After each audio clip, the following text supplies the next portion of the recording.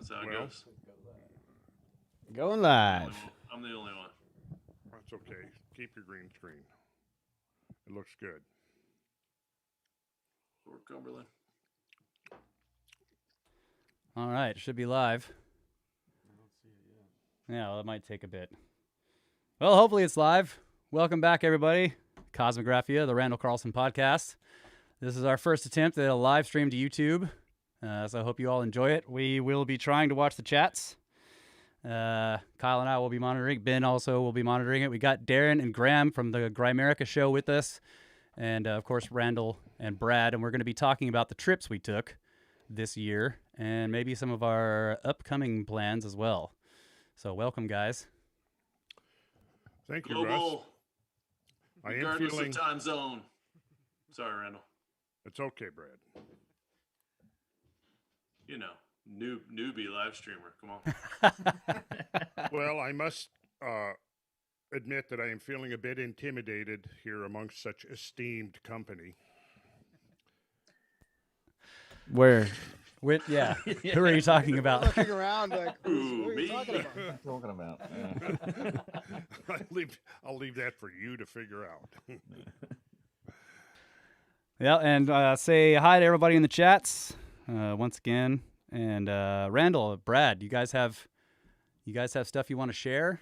I know. Okay, so what's the plan? We're going to talk about Cumberland at all, or are we just going to do Scablands? What do you guys think? I think we should at least mention Cumberland. Yeah. I just showed my Yeah, shirt. for sure. Yeah. My Oh cool yeah, shirt. look, Brad's got his sweet shirt.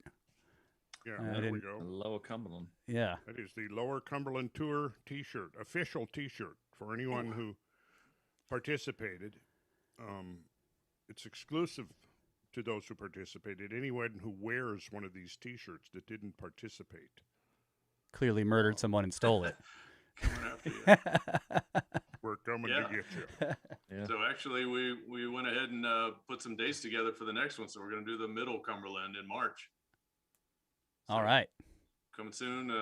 Tried to do this one after the leaves fell, but we missed it by a few weeks. So we still had some nice colors. Couldn't see the rocks so well that we thought we might. But so that's why we're going for March again before the spring leaf out. All right, Mike's in the waiting room. Should we let him in, guys? Should we let normal guy into the live Should stream? we let normal guy into the No, live he stream? might say something a little off the wall for live. I We know often have to live, cut out we his can't- comments. I know we can't edit it out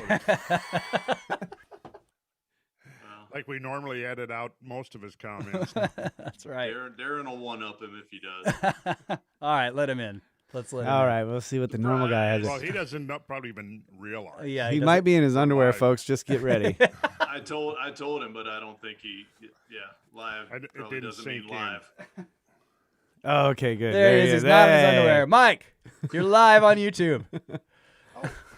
Yeah, Mike, you're now being seen by millions. Yeah, this is. And we're- we've all been waiting around the world. We've been holding off until you got on before we started. That's right. Normal guy Oh, look at the activation. chat room blow up now. over Yeah. Yes. Mike showing up. The chat room is going crazy over normal guy. How you doing, Mike? Activation. I'm all right, everybody. How are you?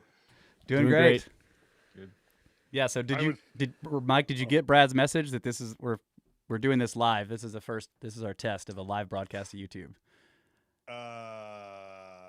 I have not been paying attention to my phone. Ah, Good for you. Good for Good you. for you. Yeah, Going yeah, OTG. I like it. Here's a quote from Mike. My phone sucks. Wait, I messed up. That's a paraphrase. My new phone sucks. My new phone is pretty much like my old phone. I continue to maintain a flip phone, there you go. and You held on long enough till they came back around 10 years That's later. right. Look, all I need is a phone. I don't need to play games. I just need a friggin' phone. And I don't want to pay the extra $25 a month that AT&T charges for a smartphone. So, a flip phone's been fine. I have had a Samsung Rugby, which is a really marvelous little ruggedized to mil-spec flip phone. Well, AT&T, of course, when they upgraded the network, said, we're obsolescing your old phone. We're sending you a new one. They sent me the cheapest ass phone possible. It's good. The operating system, believe it or not, is named Chaos. That sounds great. KNIOOS. It's good affirmation. It's just a shitty That's great. phone. Anyway, so I get to the point where I don't even pay much attention to it anymore. All right. Well, you're live on YouTube. Rock and roll. Well, hey, hello everyone. Hello world. Randall Carlson's tech reviews. That's right. Yes. The story of your flip phone, Mike, is now being heard by at least a few million. You're welcome, AT&T. We've got Oh, jeez. so. All right. But at least Mike is wearing a Kosmographia T-shirt. He is. That's Look right. at that, beautiful. It is a lovely shirt. It is a lovely shirt for a lovely fellow. So we start on. Darren's got his on too. Hey, all there it right. is. All right. So you guys actually started on team time now. for once. We huh? did. Yeah, because For once. it was scheduled live stream, so you have to start, when you schedule it. See, this is the solution to our scheduling problems, Yeah. Mike. We have to go live. Right. We got to do it live. All All right. right. Well, let's see some So- Scablands stuff. What do you think? Well, okay. I don't think I met the other guys officially. Ah. This is First, yeah. Hi, Mike. All Ben. right. First time chatting with you. Nice to meet you, Uh, Mike. Nice Big to meet fan. you. Yeah. Graham. Uh, Mike. You got the two Grimerica guys from Calgary, Darren and Graham, and then Ben does the Egypt videos and etc. Cool. for UnchartedX. He's out in Northern California. nice to meet you, Indeed. Ben. Right. And Yeah. Graham and Darren I've actually heard before, but not actually Okay. been in touch with. I've been to Calgary, by the way. I think 1962 was the last time. My dad is in the Air Force, and we were stationed in Alaska from 58 to 62. We drove up the Elkhorn and back, and stopped off in Alberta and Calgary. Spent the night in Whitehorse. And did you see Darren or Graham along the way? That was 62, way before their time, I'm sure. That was 20 years before I was born, but Graham was probably kicking. Not quite. This is the most Mike's talked in 50 episodes. That's right. Let him do the live show.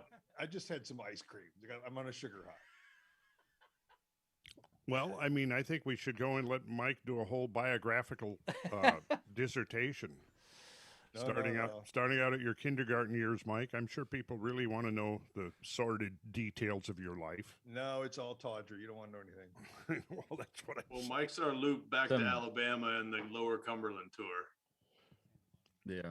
Some commentary in the chat on the volume, I think, from Mike and the other sources there, saying they're low Is it- relative to you guys. Everybody low. Okay, Mike is low. Yeah, which is probably everybody. Yeah. Mhm. All right. I can boost mine a little bit. Volume's a bit low overall. Okay. How's that? That's probably the mix. You sound better to me now. All right. Yeah, you were a bit low. I moved the mic in and closer and boosted the gain a little bit. It's probably the mix to YouTube. Okay. Yeah, I don't know. I It's- can turn up the whole It's mix. turned all the way up on in. Okay. Okay. We're working on it. Well, let's see some pictures. Brad, Randall, what do you guys want to? Yeah, we could. Let's see. Well, Yeah, I'm so set up for first of all, let's- Scablands, not necessarily Cumberland. I figured if we did Scablands in Egypt, we'd take care of Cumberland in one of the podcasts. But Okay. Either way. we're Yeah. wingering it. Yep.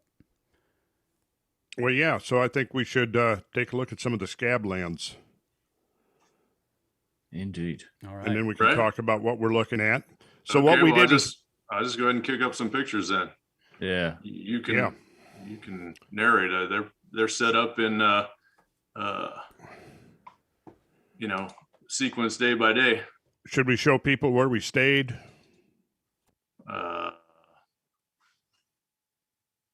Go for it. Yeah, I'll do that first. Just we'll what do they call that? An establishment shot.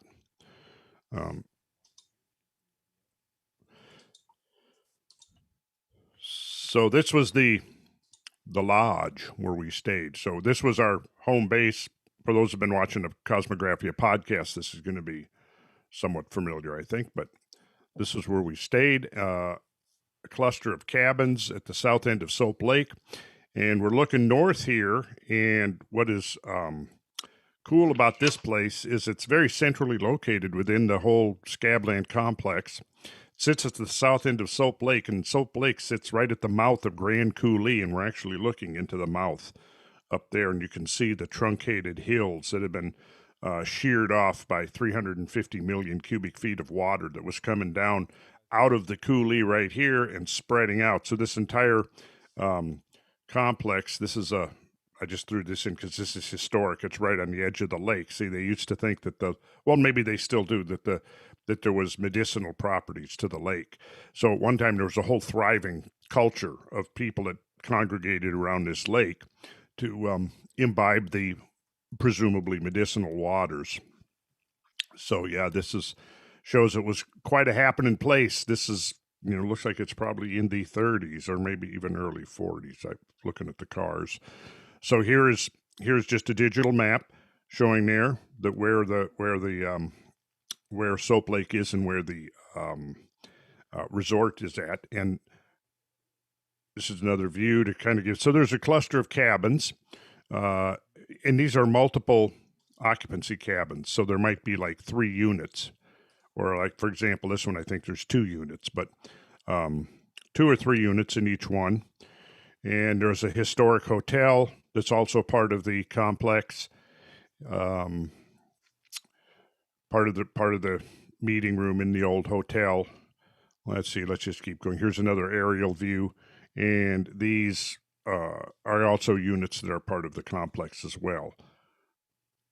And the lodge, close up of some of the cabins, and so we're going to be staying here again. Darren, when have you blocked out some reservations? It's going to be September 19th to 25th. Oh, okay. So it's a ways. Okay, it's a ways away yet, but yeah, it's a great place to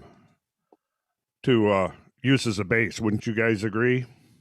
Yeah. It was. We stayed there twice. It's really convenient, great like as a base to then get out and see the sights. But just the other thing about, I just like you walking distance from a little supermarket. It's easy to get, supplies if people need them, stuff like that. It was just, real convenient, and certainly not as busy as the photos from the 30s. Just right, pretty quiet, but yeah, great place for a little base for a group like ours.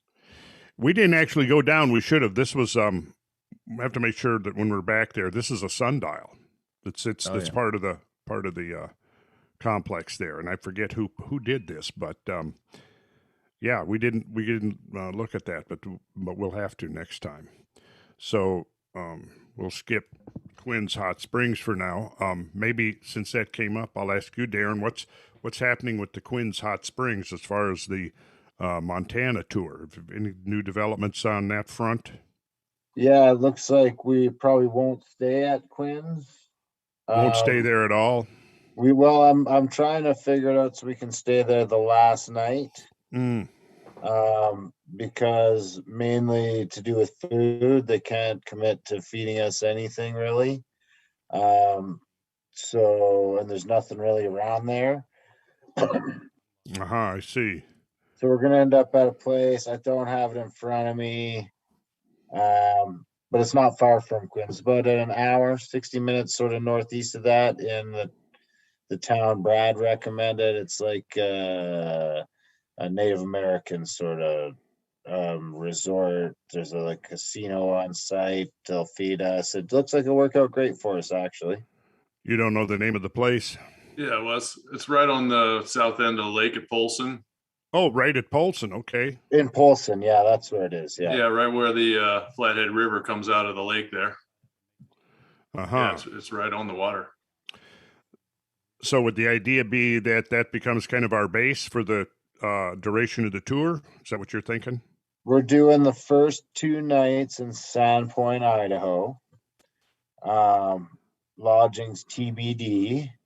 And then we get up on the 3rd day and drive down to Montana, where we'll make that our home base for the duration of the trip. Yeah. And then ideally we'll the second last day, we'll head out and we'll spend the one night at Quinn's Hot Spring just to sort of cut the trip back. Everyone can relax. And then we'll head out the next day out to the Spokane airport and stuff like that. Okay. Well, that sounds good. There's still a Right, couple- so round trip out of Spokane, come in to Spokane and then fly back out. I see. Yeah. Okay. That sounds great. So yeah, here we are, Sandpoint, right on the shore of, and Sandpoint, right? It kind of indicates what's going on there. There's a lot of sandy material that the town is built on, and that's, of course, is all a byproduct of mega flood deposition. So that first night, we're going to be staying essentially right where the putative ice dam was located, and water coming out of the Clark Fork here, water coming down the Purcell Trench here, and flowing right on out. So this is the southern part of the lake. Here is a gigantic flood channel that's now occupied by a lake that's about 1,100 feet deep, which it's actually deeper than that. If you go, I think there's 300 or 400 feet of sediment on the bottom of the bedrock. So if you clean the sediment out, the sedimentary infill, it would be actually even considerably deeper. So yeah, that's going to be, that's a great place. And so this is first night, you're saying, huh, Darren? Sorry, say that again. This is the first night. First two nights in Sandpoint. First two nights in Sandpoint, and then the next three in Polson.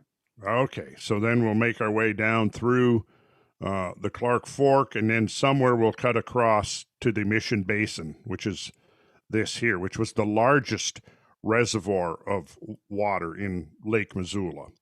And we'll stay in Polson, and Polson, the town gives its name to the Polson moraine, which is, you see this wrinkly stuff here, that's the moraine. It's about 200 to 300 feet high. Moraine is breached here by the modern day Flathead River, and this whole valley floor is just massively laden with thick sediment flood deposits. And the modern Flathead River has incised into those deposits. And it'll flow down, and let's see, we will go the famous current ripple train, which is in Camas Prairie. So I imagine we will do this. One of our day trips will be going up here to Big Arm, right over here to Elmo, and heading down Highway 28 through this breach right here in the moraine.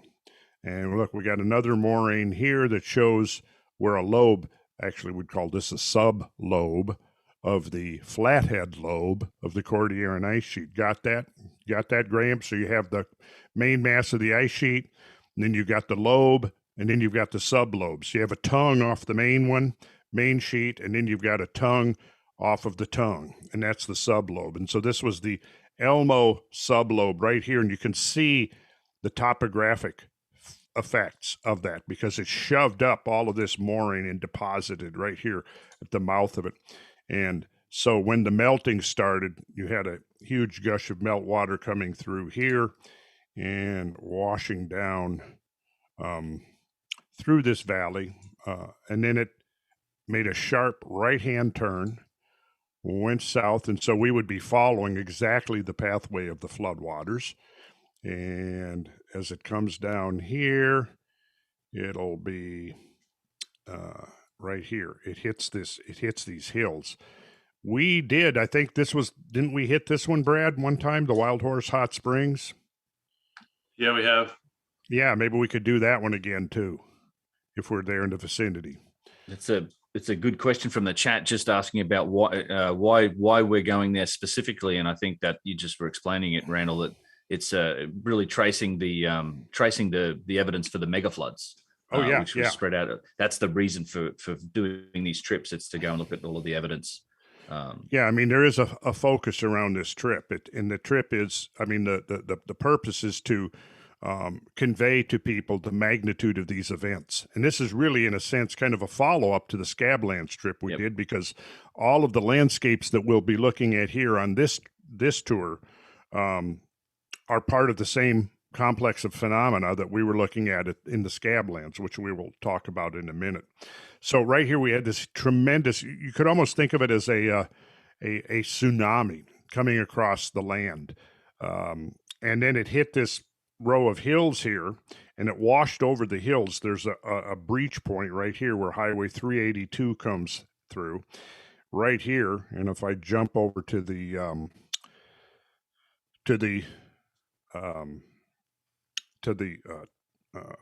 satellite view, look what you got right here. You come through this breach in the hills, this pass. It's actually pronounced Marco. It's spelled Markle, but they pronounce it Marco. I don't know why. But you come through the pass right here, and there's some interesting stuff that you see in here. There's some eroded knobs. There's some scour holes where the turbulent water gushing across this row of hills gouged out holes in the bedrock. But then is where we really begin to see one of the most, to me, spectacular features on Earth. The great ripple trains. And you can see that you've got a flow.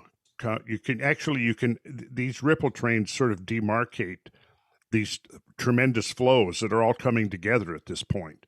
So you look over here, you've got a flow coming around this way, coming down here, and then you've got another flow coming in from the northeast, and then you've got a third flow coming down this way. And so it's created this tremendous complex of ripples. And these ripples vary anywhere from 10 feet high up to 50 feet high, and from maybe 30 to 50 feet of wavelength up to 400 and 500 feet wavelength.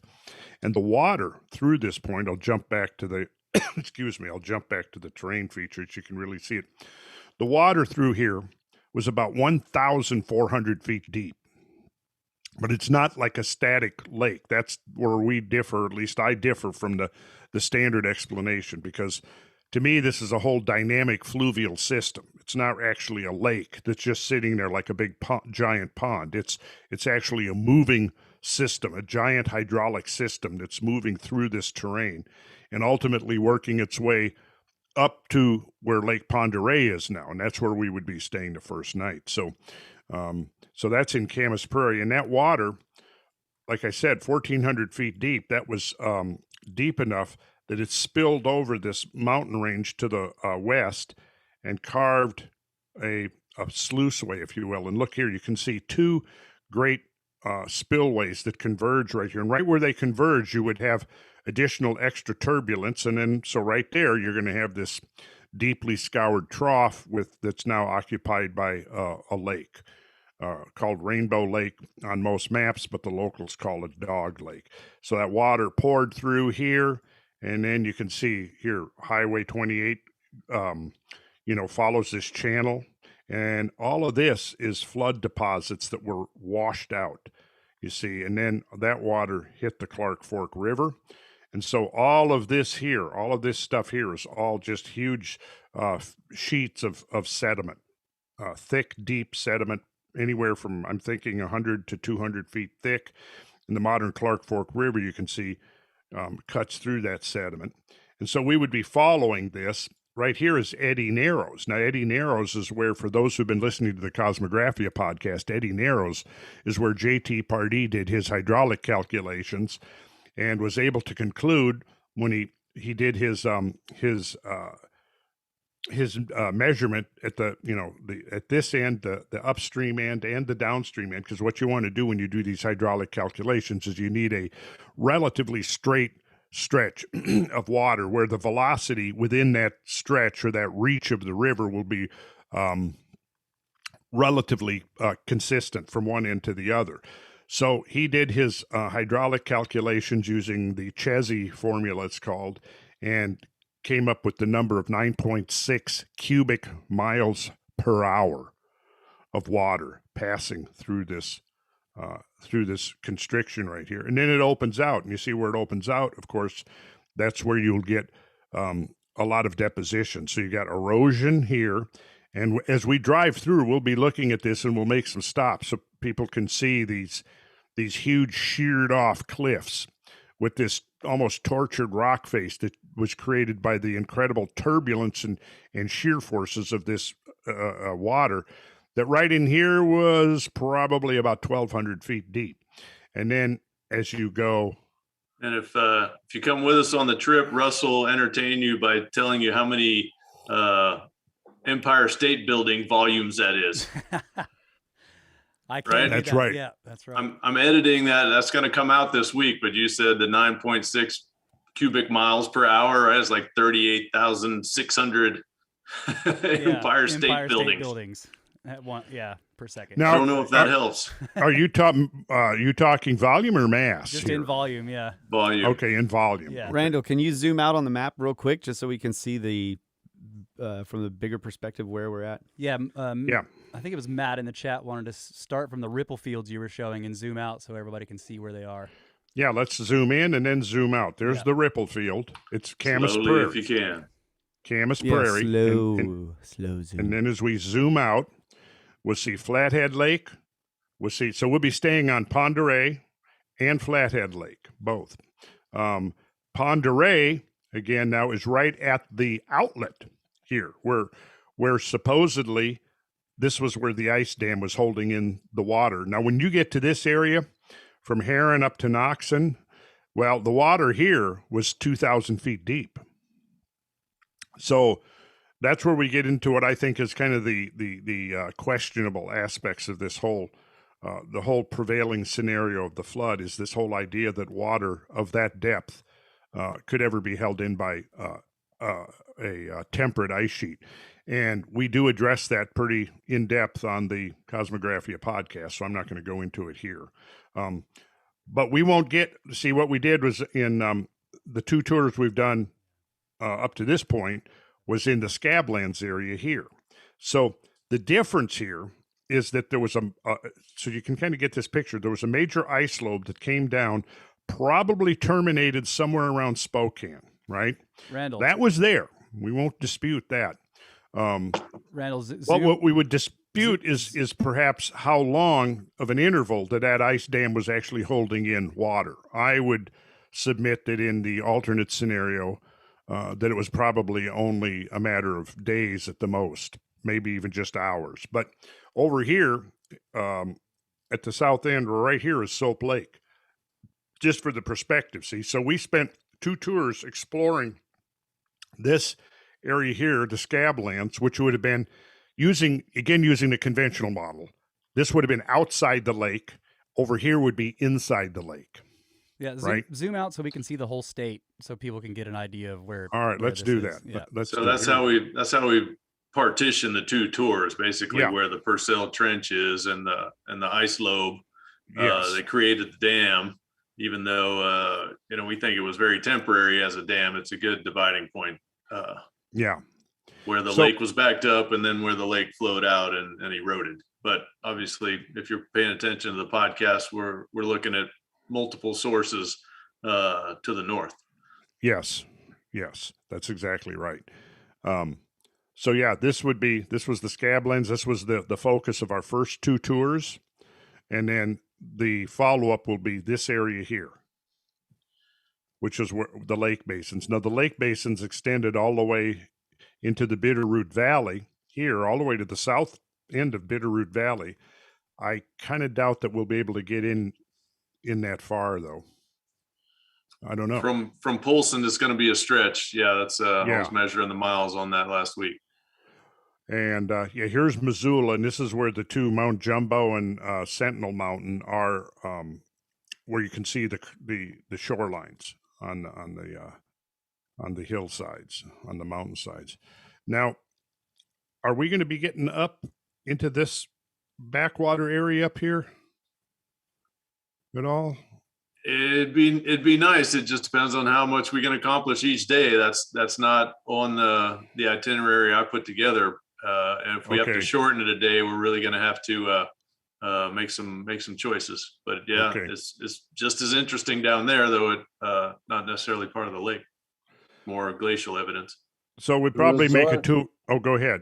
The resort's called Quataknook Resort and Casino. It's right where the river meets Flathead Lake. We definitely can't take Mike if there's a casino there. Or Graham. We got to leave Graham. Well, yeah, you can see it. See that little knob that goes into the lake from above the north of the, right, it's right there. I yeah. see it. There it is. Okay, the resort and casino.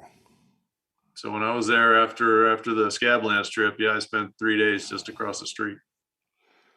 So there we are. Okay.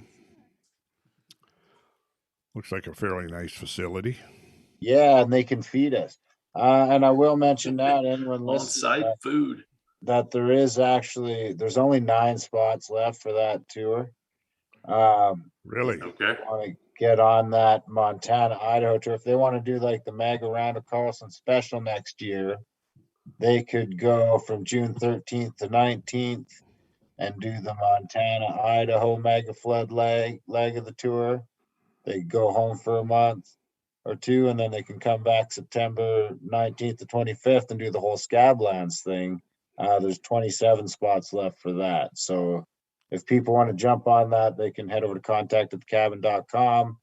But I expect that Idaho, Montana one to sell out within the next month, probably. Mm-hmm. And that's a good way to do it, because then you are, like we always want to do, jump in a raft, right?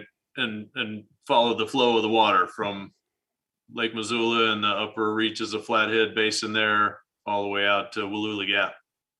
Yeah. So you'd be able to do the Montana trip and then the Washington trip and follow the water with us. Yeah. And so the idea then would be that for the next mega flood, we would be there with our rafts ready to go. Yeah. Canoes, kayaks, paddleboard probably won't work. A whole variety of flotation devices. I'm building an ark. Ben is building an ark. Getting started now. But yeah, this looks nice. Look here, right at the south end of the lake.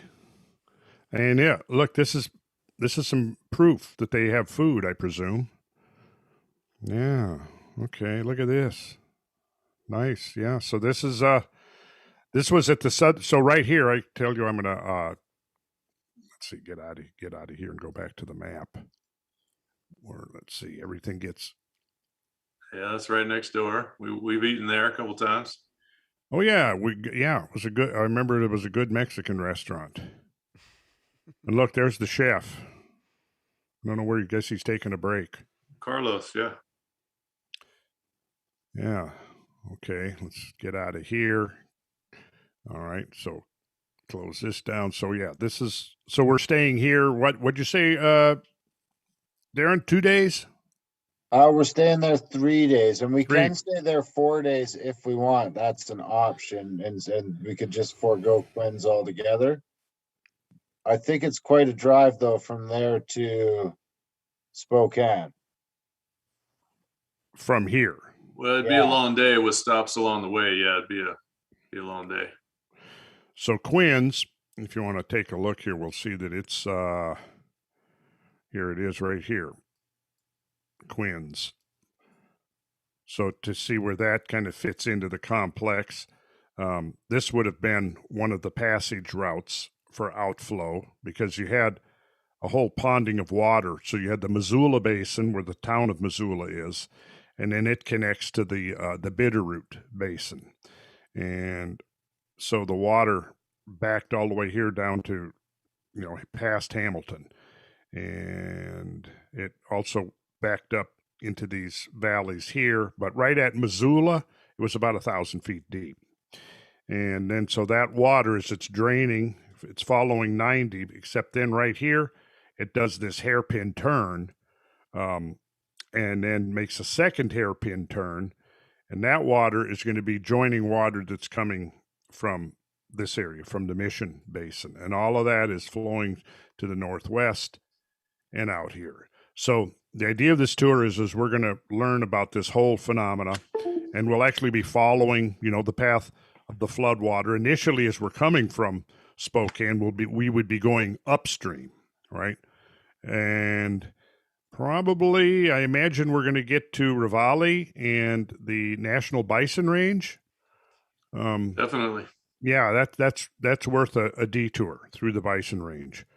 And yeah, typically what we did like last time when I forget who it was, a couple of the guys set up a diversion, and we were able to actually slaughter one of the buffalo and had bison burgers that night. Buffalo So- steaks. Yeah, we had buffalo steaks. No, people, no, we didn't actually do that. I made that up. But let's see. No pictures. So yeah, this is a beautiful area, man, and it's just one of those breathtaking areas where the whole vista is just almost like something out of a postcard or something. It's one of those almost kind of archetypal landscapes as you're up here and you're looking out into the valley and into the distant mountains. It's really nice. So yeah, that's going to be kind of just the essence of the trip. We'll be spending time exploring all of these areas around here.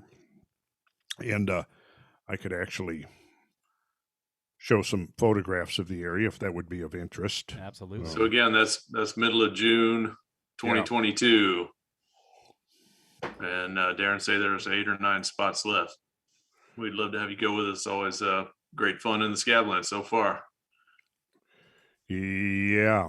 So we could look at a couple of things here that will be some of the stuff we'd see along the way. And then we can jump over to Ben perhaps and talk about Egypt. Let's see here.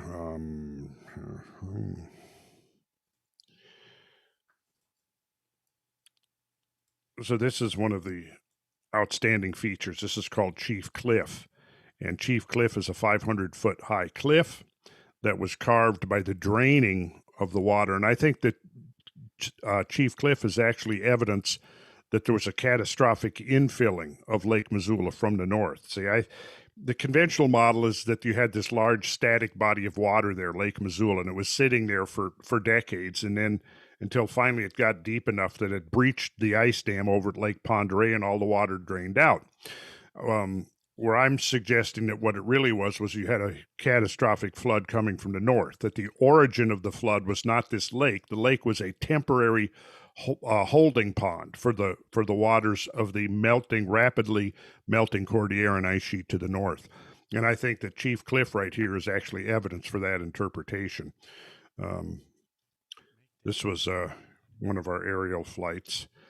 So to show basically what I think happened, I've got a photograph from a glaciological journal showing the ice sheet in Iceland and the hillside, and then this trough between the two becomes a conduit for meltwater, and that meltwater flows through and it deepens and creates this trough. That's one rim of the flow is the land, and the other rim is the glacier, and that's what you see right here with Chief Cliff. You see here's the former very rough, just a crude graphic to kind of show the pre-flood profile. And then you can see there was no trough. Then when the Elmo sublobe terminated right here where we saw that moraine, and then the meltwater came through and cut this trough between the ice sheet, which was the eastern boundary, and then the hill slope, which was the western. And then once the flood was over, this is the remnant right here. Now, this is the kind of thing that the vast majority of people, even the locals, don't understand the origin of this unique topography right here. But basically, that's what it is. And then at the mouth of this, where this water came in and did this almost right angle turn, because we're looking, see, this is all moraine coming in here. And where it made this right angle turn, there is now a gravel quarry down here. And I would suspect that the evidence in that gravel quarry is going to be really significant in showing that there was this huge gush of water coming from the north. I don't know, maybe I wonder if I maybe even think about trying to contact the owners of the quarry and see if we couldn't even get in to have a look. That would be pretty cool. So the map here that we were just looking at, Chief Cliff is this right here. And there was another moraine coming up here.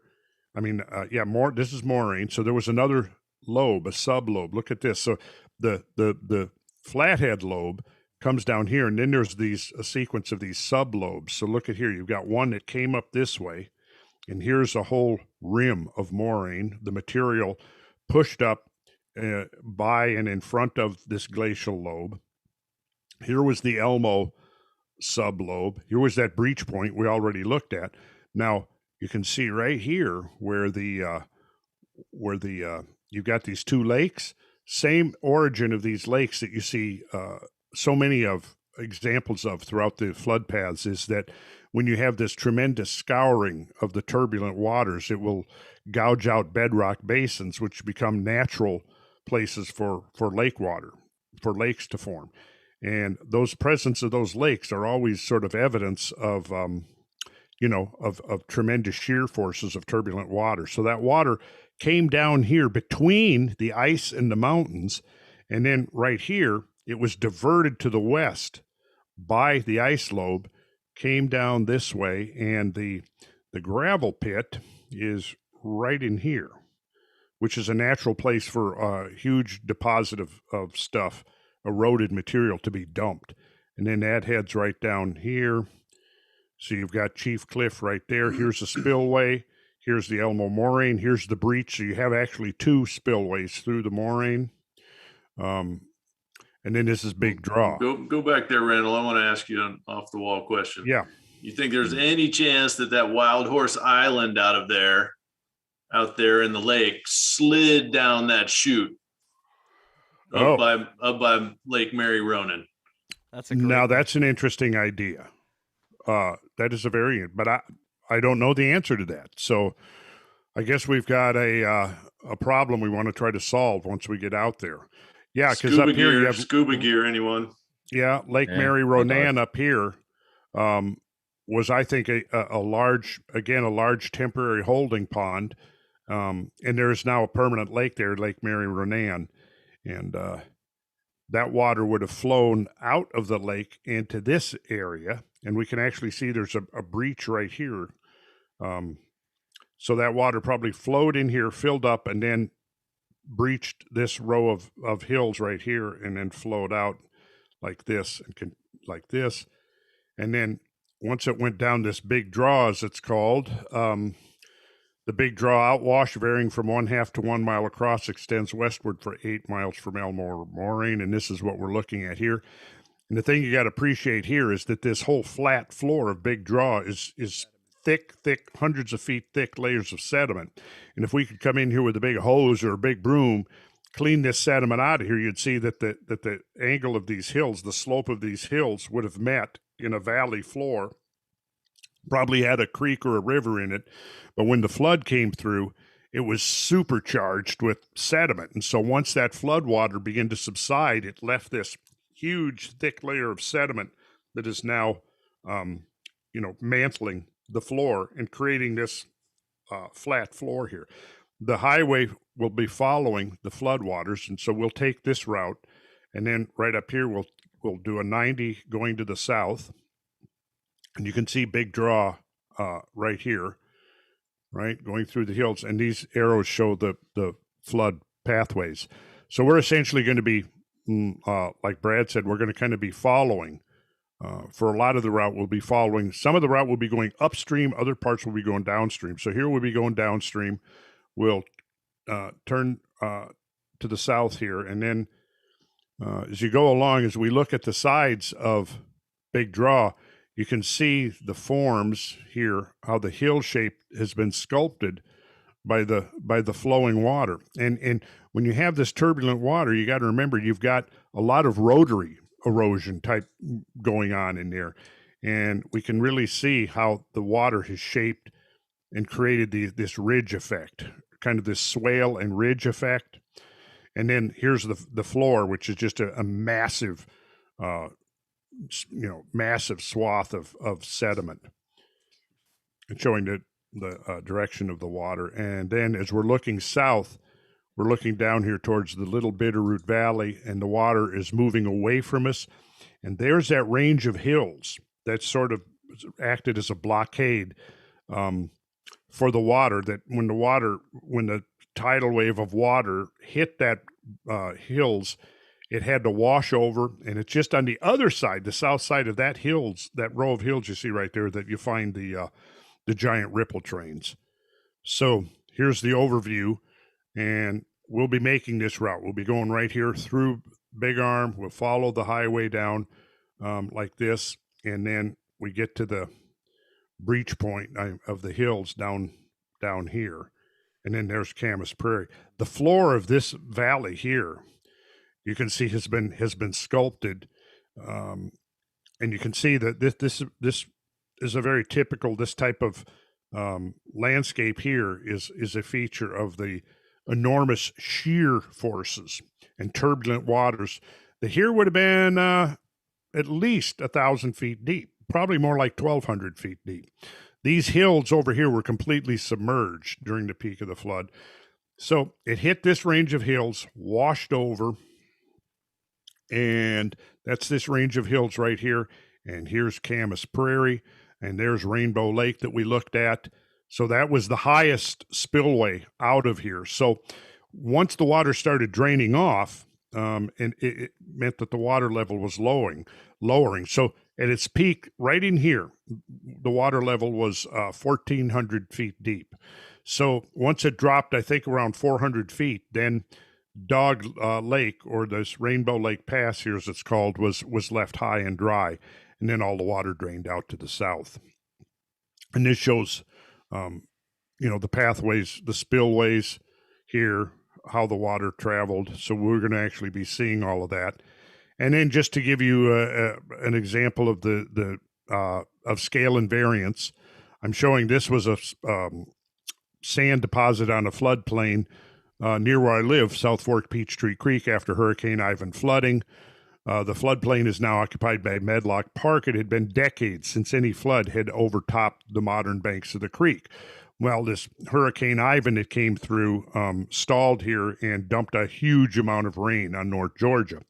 So I think only 2 times since I've been monitoring this creek for now over 30 years has it actually come up and spilled over onto the modern floodplain. But the interesting thing here is this ripple train, the ripple field. And if I jump back, let's see, well, we can't see here, maybe in the next one. Let's see. Well, if you look at there were buildings, and we'll actually be doing sort of a lot of this during the field recon, is that we'll be looking for evidence of high water marks. And here, the high water marks, the water that deposited these ripples here was right at 2 feet deep. And we can determine that simply because, for example, on nearby buildings, you could see there was a little line of mud at 2 feet up that was that marked the highest the water had gotten. So you can see here with this steel tape, look, here's 5 inches, here's 8 inches. So you got a wavelength of about 3 inches roughly, and then an amplitude of the waves here of maybe 3/4 of an inch. And so you can kind of begin to work out some ratios here because the ratios tend to be consistent, right? That's one of the cool things about this scale and variance. So think about that. You've got, water that's 24 inches deep, let's say, and we're going to divide that by 0.75. And so that's about 32 times, the water here is about 32 times deeper than the amplitude of the wavelengths. I mean, the water's about 32 times deeper than the height of the ripples. So then we get to Camas Prairie, and we begin to see these huge ripple fields here. Let's just jump up a little bit. We'll skip through some of this just to get so you can see here. Yeah, so we're looking north here at the hills and Marco Pass, and we can see the splaying out of the ripple trains. This thing right here is a huge delta that would have been submerged under the water, built entirely from sediment being carried south by the flowing water. Here you can see another view of that delta and its connection. It has ripples on top of it. Now, these ripples that we're seeing here, right here, like in this image, they're typically up to 50 feet high and 200 to 300 feet in wavelength. You can see a road right here to kind of get some scale. Farms out there and ranches. So yeah, you can see the cattle out here, and here's the fossil ripples. Now they're on such a scale that basically nothing has really modified them too much in the 13 or 14,000 years since these things formed. There are some gravel quarries now, of course, that are modifying them, but nature hasn't really done a whole lot to them since they were created. So what did I say, 50 feet high? So if I did, roughly 30 times 50, then I've got 1,500. And that comes very close to the 1,400 that I said, which can actually be determined because there are high water marks up on the mountainsides that we can use. And so that scaling ratio holds. So this will be one of the spectacular things that we'll visit. It just seems like all of these features, like that I can't remember what it was called already. The big mountain that's like cut in half by the floodwater. What was it called? You were just showing it earlier. But all of these features where the water is just ripping up the landscape and making these ripple fields, this doesn't look like catastrophic draining, because except in the outlet channels, everywhere else it would be fairly mild. If the lake level was just lowering, it'd be. Yes. It wouldn't be if the cutting lake mountains level, in half. yes.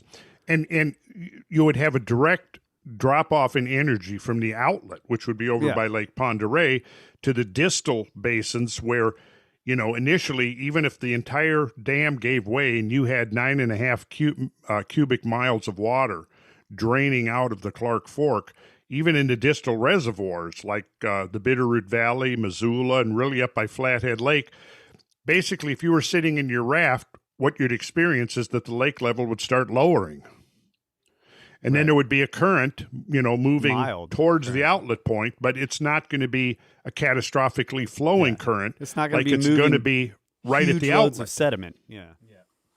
And here, this is an interesting view because here we're looking across the range of hills, and that delta that I was showing you can see it right here, how it's splayed out, right? The water came from the right, poured over the hills. Right up here, you can see this trough.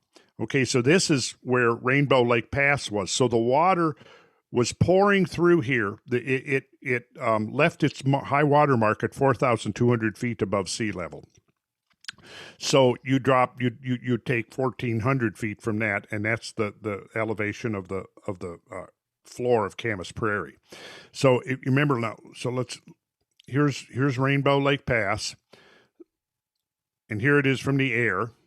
And let's see here, you can see right here. So this point here is 4,460 feet above sea level, right? And let's see. There we go. Rainbow Lake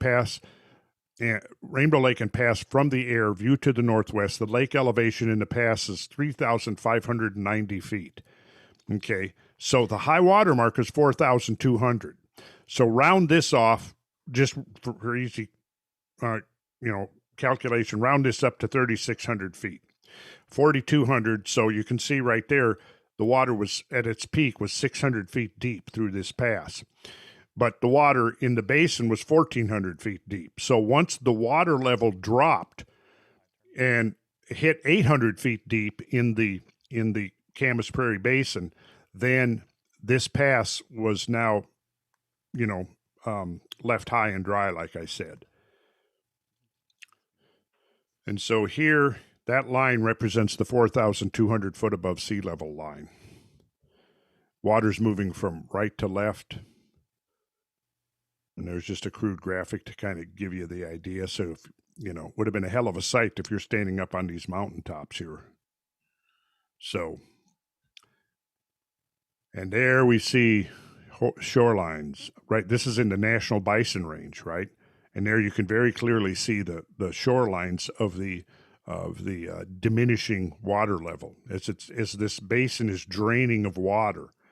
The water is going down, and as it's going down, it's etching these shoreline features, which are called strand lines, by the way. You can see them, and most people will just, they're subtle, but and probably even only a small percentage, even of the locals, really understand what's going on there. but I think more and more of them are actually learning the story, which is interesting. And too, since we've been doing these trips, we're finding out from people actually getting contacted from people who live out here who are saying things like, "Well, gosh, I'd seen this stuff for years and didn't even understand what the story was behind it." But yeah, so we won't get into this. This is getting into technical stuff that we won't be getting into on this trip, but we will take a quick look at this. This is along the Clark Fork River, right at the mouth of Eddy Narrows, which was that strip that I said JT Pardee did his hydraulic calculations. And here you can really begin to see this transition between the bare rock and the rock, which is basically the high water level, and then the hillside above that. You can see, notice one thing, if I come down here with this gradient and I continue that, notice what happens. That can kind of give you an idea of the amount of erosion that occurred. So at its deepest, the water was pretty much right up here. And so you can see where the hills change the gradient. If you'd continued that pre-flood, that would give you the pre-flood valley profile. And so you can see the rock here, how it's been scoured, and above there would be enough topsoil and things left to sustain a full forest growth. Below, you see the trees are very patchy. And so there's your high water line right there. And here now, when you know what happened here and you start looking at these mountainsides here, you can really begin to appreciate, it's like this. Once you understand the geological story here, you look at this, if you're trained, you got the trained eye, you would look at this like in the same way you might look at somebody who's suffered a traumatic accident or been through a horrible fire and they're scarred, and you look at them and you instantly know, yes, that person has been through trauma, and their scars bear witness to that trauma that they suffered. Well, it's the same thing here. Once you understand the geological story and you look at the rocks, you can tell, yes, these rocks have been sheared off by these tremendous forces. Check this out. Look at the texture here. That's what I want to call people's attention to, that texture, which is a clear indication of tremendous forces. Now, when I say shear forces, I think, does everybody know what a shear force is? I'll stop the share here and we'll look at it. But before I stop the share, I want you to look at our old friend, the late Russell Alt, standing down here for scale. And at this point, this is in the Clark Fork Valley. So the water here was well over the top of this hill, this outcrop right here. So would water do that by itself, or it's got to be laden with all kinds of crap? I think it's because there's so much sediment charged in there. It's really an abrasive mixture that's flowing at high velocity. And so this is the river, and we'll be following. I imagine we're going to be right here. I'm going to quickly scan through. We'll maybe stop at some of these deposits because they're quite interesting. And that's on episode coming out this week. Yeah. Looking at these pits and the valley trains out in the Clark Fork Valley. Right. And what you got here is these tremendous foresets, this is a backflood, water washing in here. What's interesting about this, though, and the significance is that the tilt of these beds is an indication of the current direction. So they tilt down in the direction of the current, that the current is moving. And here, the dipping or tilting of the beds is to the southeast, which is interesting because that's in the opposite direction that the lake should be outflowing, which would be to the northwest. And as we do the tour, we're going to get into an explanation of all of these and what I think the significance of it is. And here you can see a beautiful example of these great sweeping sediment-laden currents just coming backwashing. And as they backwash up this valley, they lay down and create this sedimentary architecture that you see right here. So a big part of what we'll be doing on this trip is learning how to read this kind of stuff and to try to decipher the story that's being conveyed by this particular, this structure, this grammatical structure, if you will, here. This is our good friend Graham Hancock. We brought him to this so he could see and these tilted beds that you see here are, again, they're what they display is it's almost like the sediments are kind of like screen captures of what was tremendous turbulent sediment laden motion of the water. And so by looking at this, we can kind of try to decipher what the water was doing, where it came from. Now, one of the interesting things about this is that there are rocks within these sediments that came from north of here in the Purcell Trench. So this is a very powerful piece of evidence that contradicts the current model of the flood of being caused simply by an outflow of water from the Missoula Basin, because this is water flowing into the basin. So yeah, I just you can see Graham is hurrying back here to the van. I had told him that there had been sightings of a North American pocket gopher, and I mentioned how they were known to like try to run up people's pants legs when they weren't paying attention. He was going to change into some shorts. Yeah, I think he's hurrying back to the van in safety. Change into some. Is that Brad superimposed onto the picture there? This is Brad. Yeah, that's Brad up there. Yeah, that's him. That's Scalman. him. You can tell. I'm actually there. I'm not superimposed. Yeah, Graham is pretty large. Yeah, no, we didn't compared to Brad. Photoshop Brad in later. He's actually there. What were you going to say? Graham is very large. I mean, if Brad is scale man there, Graham's a pretty big guy. Yeah, he's about 19 feet tall. Yeah. Well, the chat says they've got brooms, Randall. Brooms. They've That's got right. what? We can clean out the sediment in that channel. That's right. Oh, we've got brooms. Yes. Cool. All right. There are people with brooms in the chat ready to go. We need mega brooms. Mega brooms. You got mega brooms? Yeah, well, if we all Naruto broom, they can't stop us. Can't stop us all. So right here, I want to call, and then I'll stop this share and we can move on here. But I want to show here in the Clark Fork. Now this is Lake Pend Oreille. Sandpoint, where we're going to be staying, is just off the screen. So we'll be making this traverse up the valley. I imagine that would be probably even the first day, I'm guessing. So look, there's two transects here. One of them is through, you can see where the valley is constricted here, and then it opens out into a basin. So there, if you look at the red dashed line, there's two transects across the valley here.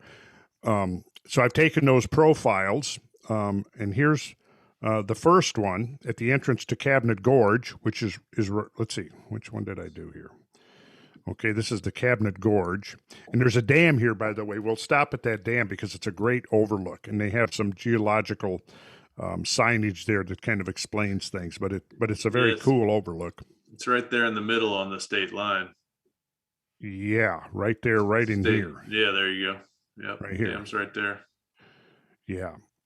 So, okay, so let's look at these two these cross valley profiles. So here's one of them, and here's the valley floor. Now the high water mark at 4,200 feet above sea level is that little yellow dot right there, if you can see it. So I'm going to now put that level of water in. So if you look at the valley floor there, like coming here at the deepest part, coming across right here, you can see that's like 2,200. So this is where the water is 2,000 feet deep. So just to help give a little sense of scale, I put the Empire State Building in there, Russ, and if you could quickly calculate for us the volume, let's see, the volume of what? We've just got the height here because this is this being a cross section. There's no depth here. This is just a flat two-dimensional cross section. So there's no way to calculate volume here unless we add some.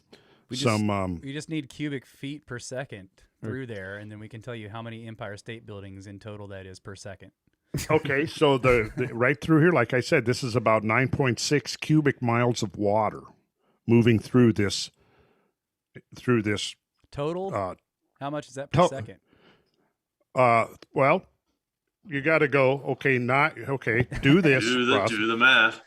Go 9.6 times, and I want everybody now at home. I know you've got your calculators right there. Grab your calculator. Get out the calculators, folks. Get out your calculator, and everybody is listening. We'll do a calculation, and we can cross check. So you'd go 9.6 times. 9 cubic miles. So here's what you got to do. You got to go 5,280 raised to the third power. Okay, 5,280 times itself 3 times. So that's the cubic foot of water in 1 cubic mile. Now, when you get that, and I'm going to do it on my end, 5,280 raised to the third power. Did you get 1.47197? 952, yeah, to the 11th power. Yeah. Now that would be times 9.6, and that's your total volume in cubic feet per. 1.4131 times 10 to the 12th. So now that's per hour. So now you have to divide that by 3,600. Divide by 3,600. And you're going to get 392,527,872 cubic feet. Per second. Per second. 392 million cubic feet per second. Yeah. Do you have any idea how much water that is? We can figure out how many Empire State Buildings that is. How many Empire? If this water was supercharged with Empire State Buildings, how many would flow past a point? Now, are they floating or? No, it's just the volume. Yeah, because the Empire State Building is something that you can walk up to and you can. You got it right there. You can stand at the base of that building and look at it, and it's a little bit more graspable than that's when you're standing on the side of that mountain looking at the valley. That's 10 Empire State Buildings per second. 10 Empire State Buildings per second. That's right. The volume. Because I just looked it up. It said the volume of the Empire State Building is 37 million cubic feet. Oh, wow. It weighs 365,000 tons, and its volume is 37 million cubic feet. So I divided that number we got by 37 million and got basically 10 Empire State Buildings per second. Okay. Well, now we know. I think I'll maybe you should write a dissertation on that, All Russ. Right, I'll get on that. Get on that. I think the HVAC company had to figure that out. Yeah. Now I just need to figure out how many T-Rexes per second that is. So then, if we come downstream a little further, where the valley, the narrow valley, widens out into the basin, I've done the same thing. There's the 4,200 foot mark. The water spreads out, and so it's not as deep. But there's I put in a city profile of downtown Atlanta in there just to now that could be basically any major city, and it could be LA. I've done this same thing when I did, I think with one of the Joe Rogan shows, I did a profile of Los Angeles into the same graphic for scale, but you could look at any, New York, Washington D.C., Chicago, Detroit, Phoenix, any of these, you'd see that any major city, any major urban area in the pathway of a flood of this magnitude is going to be utterly and completely erased from the surface of the earth. And so there's Pend Oreille. That's the outlet there. And just to bring this full circle, there's Sandpoint right there. And so we are going to be staying in Sandpoint. Oh, but I need to warn people now. There has been sightings of a lake monster in Lake Pend Oreille. Fantastic. So, maybe we should put a clause in the waiver that people sign that if they are attacked or consumed by a lake monster, that we are not responsible. That's right. Bring your fishing pole. Yeah. So I'll bring a harpoon. Yeah, I've been forewarned. Brad, you got photos of some of this stuff we can look at? Not Montana. I got the Scablands stuff ready, but let's look at some Scablands. Yeah, let's look at some of the tour photos if you jump back to that. Yeah, sure. All right. Something I wanted to say about the sediment. You load those up if you like, Brad. It's just that was a real learning for me. The idea of how much sediment was borne by these floods, and the fact that in the basins of these coulees and channels, you've got like a couple 100 feet in some places of sediment that's on the bottom of them. And the interesting. So I've talked to a lot of people about the floods, and you sort of go back in time, you look at sea levels, the sea level being, 300 feet lower at the end of the Pleistocene. And a lot of people speculate that there may have been if there were settlements or there were even civilizations or cities, they might have been on those coastal regions. And it's like, well, now the sea level's high, we should be looking in these these areas off the coast. But I think it's one of the things you got to take away from these floods is that even if they weren't destroyed by the flooding that came off the continental shelves today, they're likely buried in sediment, because you probably have a lot of that sediment on the seafloor just off the coastal ranges around all of these land masses, right? Like, even if there was something left of any civilization, it's going to be buried potentially under hundreds of feet of sediment. Yeah, and bear in mind too that rising of sea, like we go right now, if you can go out to the coastline, and there could be times when the surf can be very energetic, right? Very energetic. Well, during that terminal glacial melting and the rising of sea level by up to 400 feet, it would have been even more energetic. So if you had villages there that were, unless they were megalithic stone work, they would be obliterated by rising sea levels. Yeah. All you got to do is look at some of the ziggurats that are basically made out of hardened clay bricks. Some of them are you can't hardly differentiate between them and a natural hill. Right. Yeah. So imagine anything but a megalithic structure on the coastlines of the Ice Age world.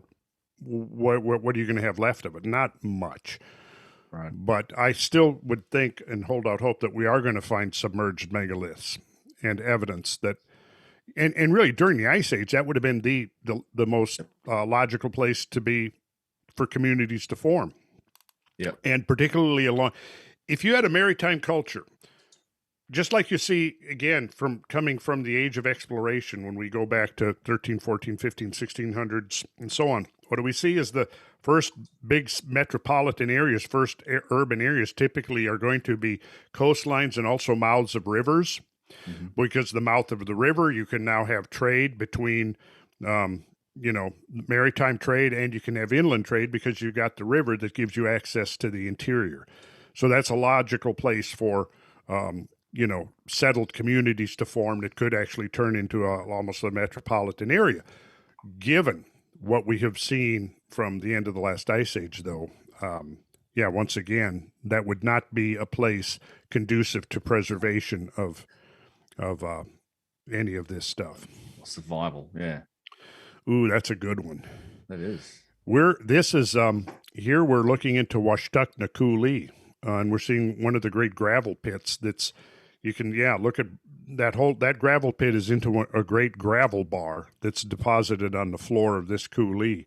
This is one of the flood channels. I would have loved to have gotten down into that gravel pit, but it was just a quick stop here. Like you said, an establishment shot. Yeah, Washtuck Coulee, that's looking the other direction. Yeah, no, Washtuck Coulee is not one of the big ones, but it's still grand and impressive in its own right.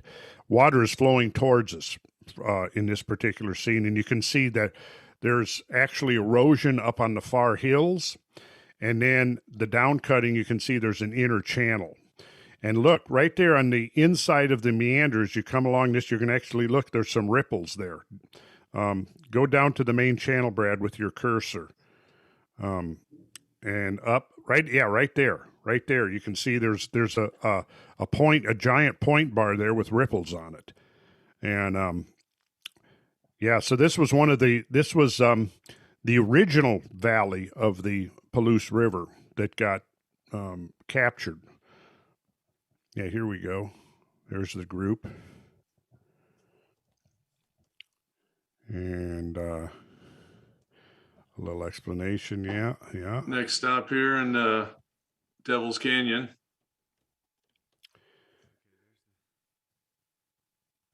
Yeah, maybe you should show. Do you have a map handy, Brad, you can show?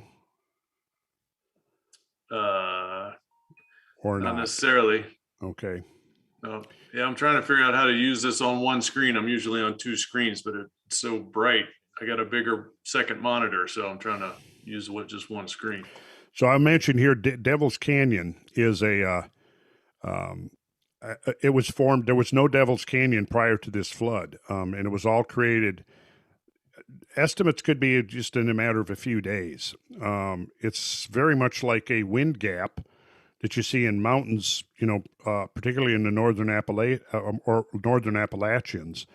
But this is not the product of slow erosion. And when Brad's done with his share, I'll pull up a topo map so we can kind of get the picture of how this fits into the whole complex. But yeah, this was an impressive stop.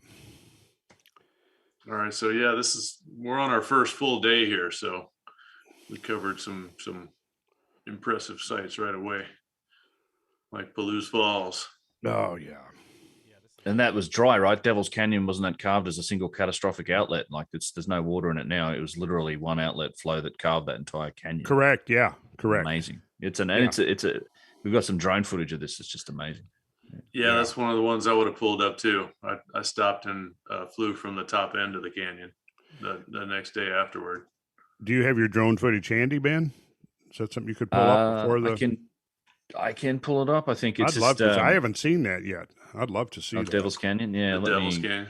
Yeah, here's Russ hanging on the edge of the cliff here. Oh yeah, it's my favorite spot. Oh yeah, right at the edge. Yeah, I'm getting nervous just looking at that picture. Why don't you back up once, Brad? Back up, Brad. So here's the modern Palouse Falls, and I just want to call attention to the very typical alcove shape that's so that you see over and over and over again from these giant catastrophic water flows. And this entire landscape, if you look up here on the horizon, you'll see the type of scabland eroded outcrops of basalt. The water was up there originally and poured. This entire scene would have been underwater at the peak of the flood. And then as the floodwaters subsided, they cut this canyon here, this alcove, this horseshoe shape. Yeah. And I won't get into that now. We'll cover why that horseshoe shape. That's a good topic to cover in the Kosmographia podcast. But yeah, here we are. This was the hike out to the edge of the top of the falls. So this is the canyon above the cataract. Above the cataract, yeah. They suggested you do not swim. Apparently that's why. I didn't listen to that. You went swimming, Graham? Several people were in the water under the waterfalls. I mean, I kept it under the waterfall, so I think it should have been okay. It was moving pretty fast. Uh-huh. Oh, look at, So that's that narrow leaning castle wall there. Yeah, that's like just a last remnant. Had the water continued even for another, hour, a couple hours, that thing would have been gone. And that thing, it looks small from way up at the visitor center area, but when you get down to it, it's actually pretty big. It's sizable. Oh yeah, it's about 50 feet tall. Yeah.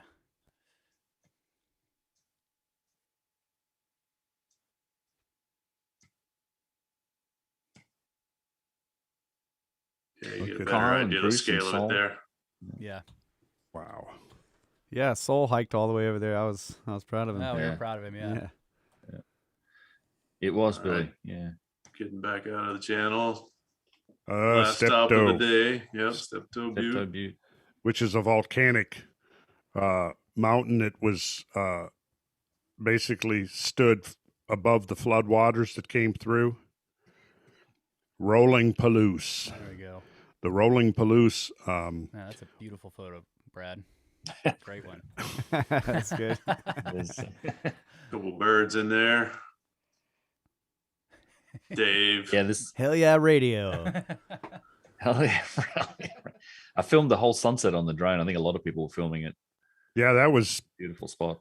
Yeah, incredible spot. I never get over the view, the vista from Steppe Butte. I mean, you're just look at that. God. Watching the earth turn. And looking at these photos, like people have said over and over and over again. Well, we looked at a lot of photos, but now that we're seeing it firsthand, you just can't even imagine. Right. Well, and there's Milo and Casey. So we need to point out that they just released a video on their Ancient Presence channel today. Ancient Presence. What's up, dudes? Half hour long. Yeah, they got a lot of great drone images and video, and done some graphics, and they wrote up a narration, and it's a good overview of the story and our tour. Yeah. This is Milo and Casey over here. Yeah. So we had several filmmakers with us. Yeah. Ancient Presence. They do great work. So They you guys do. are interested in Absolutely. any topics like my stuff too. They cover a lot of the Egypt stuff as well. They do great work over there. Yeah, they've been traveling the world somehow and getting all kinds of footage and putting them into nice short documentaries. They've jumped up. Their subscribers are up to 15,000 just like in the last month since the trip. That's cool. All right, this is the next day. So all that was for day one. Now we're day two down in Moses Coulee. Mm. You got that Devil's Canyon, I do. Ben? Yep. Yeah, let me drop out of here and let you take that. All righty. Figure this thing out. There you go. There we go. Let me fire this up. So it's video over here. You guys can see this. Yep. Yeah. There we Yeah. go. So I'll let it play. It might be a little jerky, but it's just that spectacular view of Devil's Canyon from way up in the air, looking down it. And again, this is sort of looking, I think, north up the Yeah, I canyon. was gonna say we're at the southern end there. Yeah, this is filmed from May, so it's a little greener. Yep, I was gonna say that's right the on May there. trip. There you go. Sorry. Yep. And then I think it connects. This is where it carved from the top of the coulee at the top, and it's this outflow carved all the way down to, I think this is the Snake River. Yeah, Correct. that's a at the snake. South. Yeah. Yeah, you just And pick out our vans there down by those stones by the road. Yeah, we're just right down here.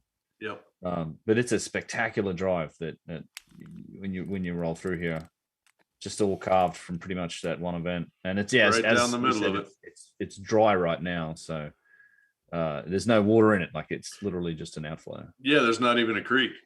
right? Yeah. I think we have let me skip forward a bit here and us cruising in. There's three of them very similar. This is the biggest one, but there's one almost as big, but it doesn't have the road down through it. So I tried to find it, but you get into some private property, but I did get a drone flight over there also. And then here in this one, you can see the terracets on the hillsides, which I'm still trying to figure out the best explanation for those things. But if I had to, if I was forced to give an explanation, I would think that after the floods, the saturated hills tended to slump, and these may have been at one time more parallel type strand lines. But I don't know. You can see these terracets. We see these terracets on the southern Appalachians. Right. It's not Mhm, ants yeah. marching. Yeah. It was the Pleistocene squirrels. Those were their migration Wow. patterns. We figured this Yeah. out on the trip. Oh, okay. Well, that solves that mystery. Yep, it's done. Oh. A fantastic imagination van. Well, I'm going to just jump real quick to a screen, so people can see a map Sure. of what we were just looking at. So I'll do share screen, share. Okay, let's see. Yeah. Okay. Coming up on an hour and a half. Okay. There's Whatever Devil's, that means. whatever that means. Look at there, Devil's Bench. Yeah, normally we're doing this for like 4 hours on a Monday night. So check this out. So this is Devil's Canyon. So what happened here, just briefly, is that you have the Palouse River. Here's the Palouse River coming in up here from the northeast. And the original valley of the Palouse River came right down here, past Calotas, and down here. And then if you kept following it, it would float into the Columbia, somewhere down here. But the original valley is completely buried under massive amounts of sediment. So it's hard to say, once it came clear of these hills here, where it actually intersected the Columbia. But what happened here, this tremendous amount of water came from the north. And if I jump over here to the satellite, you can see the pathway. The dark here is showing the channels of the water flowing down. And here you can see the Palouse River. And it went down here, and here's 263 that goes down through Devil's Canyon right here. Well, there was so much water flowing from the north that it completely overwhelmed the river that was flowing in this valley, and it flowed over this divide of hills here that separated the Palouse from the Snake River. So that water pouring over these hills began downcutting, and so it downcut the Devil's Canyon. It also downcut what is now Palouse Canyon and Palouse Falls. This is where we were just looking at the falls there, right? And when the flood was over, the river had been captured from its original route down this way and made this sharp right angle turn here and flowed right down to the Snake River. Now, to reiterate what happened, well, the water flowed over these hills, and it found a zone of weakness and then immediately began to incise this canyon. Once the floods were over, this canyon is now deeper. The floor of this has been actually lifted up because of mounds of sediment in there that acted as a dam. And so here you have the modern Palouse being completely captured from its old route. And this is now what's called Washtutna Coulee. So where we made stops along there, where we were at that overlook looking down at the gravel pit, that's in this coulee right here. Let me go back to the terrain map, and you can see right in here. And so here comes the modern Palouse River. And was this the other one you were talking about, Brad? This one that's on private property? Let me move yeah. Yeah. So yeah, that would have been a spillover as well. Now notice this, that there's a cataract at the head of this. Right. So you this see would be the road goes right by there. So I stopped in that little hook in the road. I see. But it's on private property? You couldn't Correct. get in, Well, or what happened? Well, yeah, both ends. I see the road coming in from the lower end too. I went out there and did go through the fence another mile or two and fly from down there. But okay. Yeah, it says no trespassing on both ends. Well, you can this is an interesting lesson here, because this is a shorter, this is let's say a truncated version of this. Now, if the floodwaters had continued to pour over, this cataract here would have continued to recede up until it breached all the way through, like this one does, you see, but it didn't. The floodwaters ceased before this receding channel here could go all the way through the hills. And over here, again, the same thing happened. It breached all the way up, but because it was upriver from Devil's Canyon, it was the one in the best position to capture the Palouse River and divert it to the south. And now, and we've got some other. Look at this. Look at these. And look at here again. Once again, you got a lake. So many of these lakes that you see in the pathway of these floodwaters are occupying these scoured out basins and troughs that were left as fossil features of the floods. So we'll stop there. All right, fantastic. And I think Perfect that timing there, Randall. we should maybe talk a little bit about Egypt, or talk about, before we jump to Egypt, let's just take a minute. We just did this Cumberland tour, and I think what we'll do is probably devote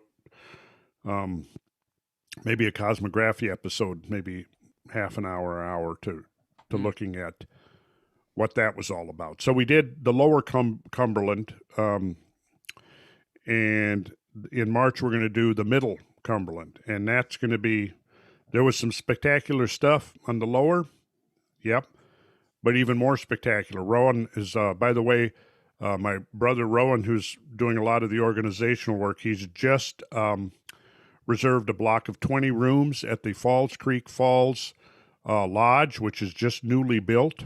And so that's going to be a very cool place to, what? Am I giving stuff away I'm not supposed to say? No, it's going to be great. Oh. When all these people show up. Well, he's reserved 20 rooms, which is what? I think we had 14 rooms for the lower Cumberland tour. But yeah, incredible itinerary. That's and because it's March, I think we'll have a even though, everything that we saw was awesome. There was still a lot of leaves, so we didn't quite have the view of the geology like we will have in March. But yeah, the new resort and lodge there at Falls Creek Falls is looks really pretty cool. So that's Brand where we're new gonna, lodge right on the lake. yeah, right on the Awesome. lake. Yep. Well, hopefully we can make the next one. We couldn't quite make this one you Right. guys Well, just did because we had just gotten We're back coming from to Egypt. capture you if you say no. So Well, we can talk a little bit about Egypt. I don't know how much longer you guys want to go. We've been doing an hour and a half now. So what do you think? we can Randall? go another day or two into the Scablands, or whatever. well, I mean, I think that since we've can talk about the Scablands, I'd like to hear a little bit about the Egypt trip. All right. Sure. Yeah, we did just get back from Egypt about 3 weeks ago. Kyle and Russ and I were over there for a couple of weeks. Their first chance to get to Egypt. It was magic trip actually. This one. It all came together very well. We had a few firsts for me. I know there's a lot of firsts for those guys. All of it. There's a long list of highlights really for me. I think one of the things that was the most interesting was a surprise I got to pull on everyone on the tour, that Yusuf, the tour guide that we use over there with the Komet School, who's excellent. We had arranged an extra special permission that we had kept secret, and that was the chance to go down beneath the Steppe Pyramid of Djoser, which is at Saqqara, and that's like the entrance to the catacombs. So there's something like 6 or 7 kilometers of tunnels down beneath that Steppe Pyramid structure. There's a whole entrance to a massive just labyrinth of tunnels systems down there, and that's also the place that they found more than 40,000 of the precision carved stone vases and jars. And we got to go down several levels below that structure, and actually there's still fragments of these incredible jars all over the place, and you could pick them up and handle them. A lot of them had tool marks, and they're made from all sorts of hard stone materials, and quartz and schist and diorite and all sorts of things. So yeah, I can probably share a couple of photos. Yeah, for sure. And yeah, while Ben's pulling up photos, the other interesting thing, Randall, about those tunnels down there, we're 5, 6 levels down, is that the walls and the ceiling had crystals, these salt crystals growing out of them. And Yusuf was telling us that when they first were coming down into the tunnels, halite or halite, that they were 12 to 8 inches long, and they cleared them out of there because these things had grown so long and were basically filling the tunnel up with these crystals. It was wild. So I would love to know how long it takes for the crystals like that to form down there. I'm sure it's a function of water and but it's still, you got to have the right amount of time for those crystals to grow. So lots of indications of great age and interesting things, and including these the shards of these stone vases that Ben's about to show. Can you guys see that? Yeah. My screen shrink. So yeah, the first thing you see when you go down there. So it's not just tunnels.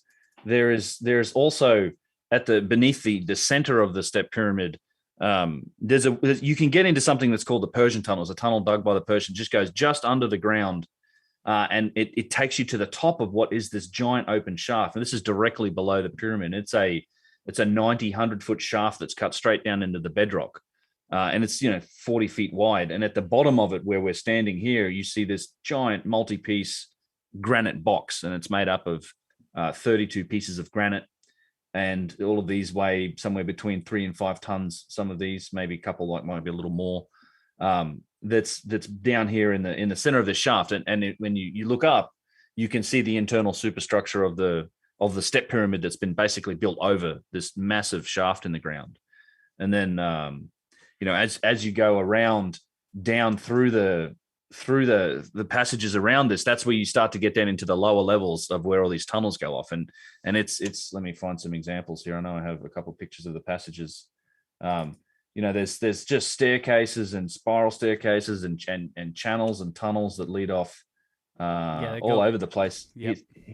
Here's an example. There you go. Just tunnels going everywhere, and you can really get lost down there. In fact, there are accounts of early explorers in these areas, like literally running out of caving rope and having to turn around because they had like a couple of miles worth of rope and string to then, and then they had to stop and turn around because they ran out of rope. But they've done a remarkable job restoring a lot of this and renovating it so that people can get down here. It is like a special permission to get down in here.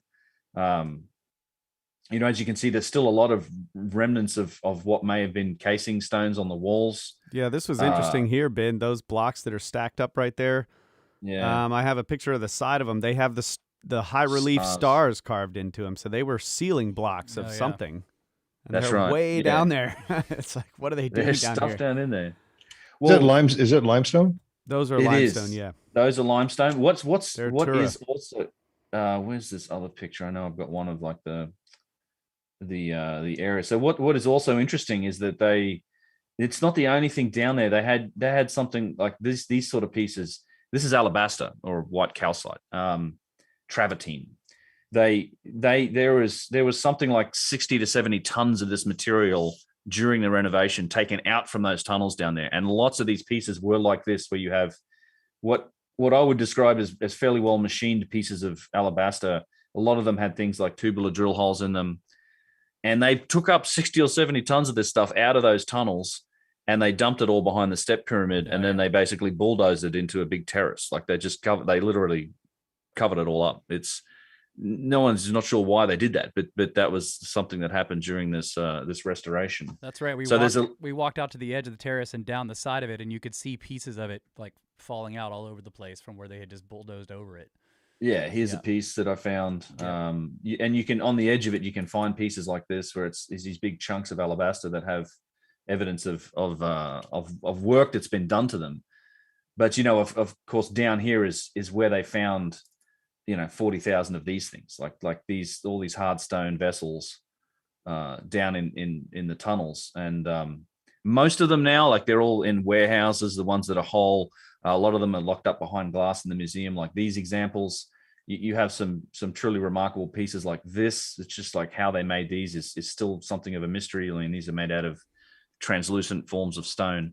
Some of them very thin. There are examples of these vases, and Flinders Petrie talks about this as well, but they're, right down to the thickness of a stout playing card. Like they would work these very hard pieces of stone with big crystal inclusions in them, right down to the thickness of a playing card.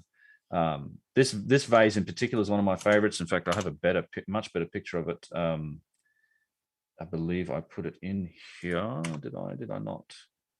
I thought I did. One second. Let me see. Did I dump it in here? But yeah, it's wild to look at some of these vases, Randall and Brad. When you're looking at them, and it's this dark stone, but there will be these huge white quartz inclusions in it. Yeah. And yet the whole thing is smoothed off. Yeah. Okay. There's a photo of that's shards. That's literally shards from these vases. Shards of these things down there. Yeah, and I was gonna say too, in the tunnels, the pictures of the tunnels that you were showing earlier, there's like a sandy bottom to the tunnel, and you can just basically stick your hand down in there and kind of scrape your fingers through the sand, and you'll pull up pieces of these broken vases. So it was like a garbage dump underground? But they were throwing tailings of carvings. Well, I think that pile right there is probably done by the archaeologists piling them up, because they're just throwing them in there because there's so many of them. That's the way they were kind of treating them. If you pick up one off the floor and you're like, wow, look at this, and the archaeologist, yeah, and then you just kind of toss it off, throw it in a corner somewhere. Yeah, I mean, he was one. This is one of my favorite pieces that we found down here, and it's I don't know what type of stone this is. But it's a remarkable piece. Translucent as well. You could shine a torch through this and see the light through it. So it's like almost like a quartz, milky quartz or something. And clearly machine has this, but this is my first chance to really handle these things as well. Again, they're behind glass, and it has an obvious centering mark and a depression from what must have been a lathe, I think. The other thing that's important when you're able to handle these pieces that are broken, you can see that there's a taper from the base going up the sides. They taper down, and as you rotate it and look, the taper is consistent all the way around, which suggests machining, right? If it was done by hand, the thickness on one side could be more than the thickness on the other, or the taper wouldn't be exactly. But the fact that taper in the thickness going up the side is consistent, it shows that there's a fixed tool, right? The tool is fixed in a machining lathe situation. Yeah, it's being got the guided in symmetry a all the way specific around. yes, it has the same symmetry all the way around, and it's being guided in a specific curve to make that look at that. You can Just- see how thin it Yeah, is so by the break in the you can side see how there. thin it is with the break that's Yeah. been made in the side of this vase. So it's a good example, and just a huge crystal inclusions on this thing. It's super impressive stonework, and there's a whole, story about how these were found, because you have objects like this one, which is the notorious kind of the schist disc, and this is in the museum. Wasn't found beneath the Steppe Pyramid, but it was found in a First Dynasty tomb of a prince from the First Dynasty. So these stone vessels and these interesting objects go back all the way to the First Dynasty, and in some cases pre-dynastic. We were talking earlier when I was with the Snake Bros talking about how they found burials that were pre-dynastic. They carbon dated the remains of the humans back to around 12 to 14,000 years old, and in those burials they found stone vases similar to the ones that they found in these periods of Egypt. So it seems like perhaps there was some form of manufacturing. Some of these vases may have come from Somebody from was earlier making them times. a long Yeah, time I mean, ago. Yeah. I wish I should find a picture of it. It might take me a minute, but there's one of my other favorite objects in the museum is this little tube of lapis lazuli. It's a hollow tube made of lapis, and it's just labeled. It's in a display case. It's labeled pre-dynastic, and it's right next to like bone artifacts and like beads and pottery. But it's this like perfectly kind of machined tube of lapis lazuli, which they found in a pre-dynastic site, but they just, because that's where they found it, they label it, pre-dynastic, and it's completely out. It's like an out of place artifact that's sitting there. It's like how did that come to be in Egypt pre-dynastic times? There's no quarries for lapis in Egypt. The nearest one's likely in like Afghanistan. And so there must have been trade systems, and then how they created it and made this little hollow tube of lapis with a gold sheath is a mystery. So what you had happen in the Third Dynasty was Imhotep came along as he was the architect of the Steppe Pyramid. He was Djoser. He was the polymath, the genius that came up with medicine. He was like considered one of the great educators and geniuses of ancient Egypt that got it started. He's accredited with designing the Steppe Pyramid. He was also accredited with creating these vases. So the mainstream kind of Egyptology archaeological story for how these vases were made. Here's an example of one that's, I'm told, is made of corundum, which is a 9 on the Mohs scale. Quite a large piece, big and heavy. But so there's a scene on the wall that they often use to depict, like, all right, this is how we explain it in the Orthodox space. And this is a scene from Djoser's period in the Third Dynasty. And you can quite clearly see these guys are working with, rotating weights on maybe a flint tool or something, or they've got their hands in these vases so they're creating these vases. So that, you go to the museum at Saqqara and they say, this is how these things were made, and explained that this happened in the Third Dynasty. They figured this out. But what they were making were essentially replicas. They were making these things. There's like, when you really look closely at what was going on at this period, it's almost a tale of two industries, of two classes of objects. And so this is the type of thing that was being produced by Imhotep. They were made from alabaster. They were made from much softer materials, from granite, like not made out of granite and granodiorite and things like this. So when you look closely at what they found beneath these areas, some of them were actually quite good, things like this, but you can still see they're not perfectly symmetrical. They're not the same degree of precision or symmetry or fineness as the other vases. They're made from alabaster, which is a softer material. So I think there's another way to interpret the evidence that we have here, which is that some of these vases may have been around for a little bit longer, or perhaps a lot longer, and then found precious, found to be sacred by the Egyptians, much as we find them today. And then they started replicating and making things like this. And there's definitely a difference between the two types of objects, between those things and then things like this. Yeah, when you're walking through the museum and looking at the cases, and they've got them in the same display cases. They'll have the alabaster Imhotep ones, and some clay vessels, the canopic jars like that, alongside these stone and the difference is clear. The ones that are made out of these hard stones are, I mean, they're just absolutely beautiful in symmetry. Like some of them they're round bottomed like that, exactly. Yeah. And This one sits on like the it's tip of an egg. perfectly balanced. It sits like that, you know? Yeah. But when you're looking at the other ones, the ones that were made by Emotep and using that other technique, you can just tell. You can stand there and look at them. They're beautiful pieces, but they're not symmetrical.